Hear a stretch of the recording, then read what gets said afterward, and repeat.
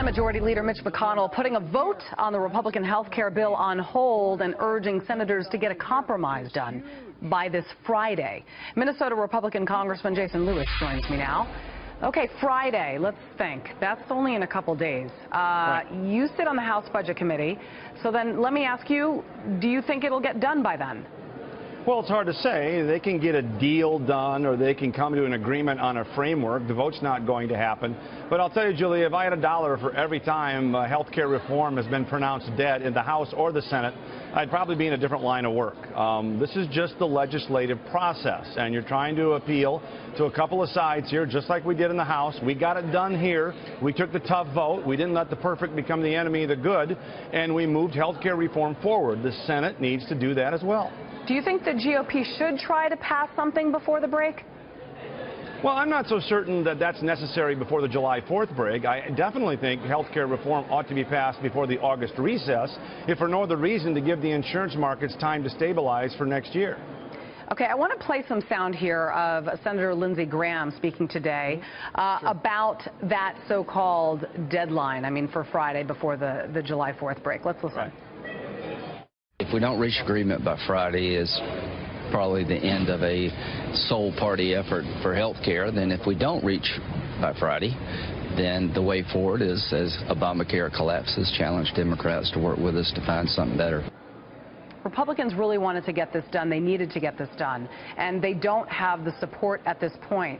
Do you go ahead and come up with some sort of replacement, not necessarily repeal, but replacement and repair by Friday, or do you wait until after the holiday, and then at that point, do you do something before August, or do you just table the whole thing?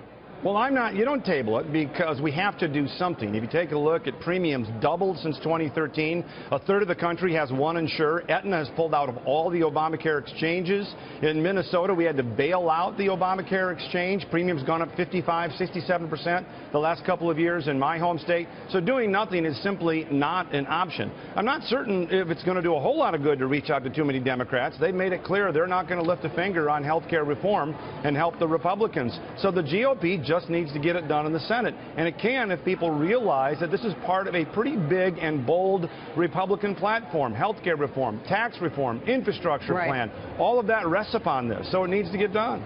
U.S. Senate Majority Whip John Cornyn basically saying that Republicans need to get it done. Here's the question. Just talk about the real need for reform, because we talk a lot about affordability and we talk about rising premiums. And those are a lot of the factors that I believe a lot of the Americans perhaps are getting it wrong, that they may be, there's a lot of false truths being told about the benefits and then, of course, about the disadvantages of this GOP Senate health care bill. The key component is to stop the death spiral in the insurance markets, which is making insurance unaffordable. So you've got to get young and healthy people back in the insurance pools. The way the way Obamacare did that was a federal mandate.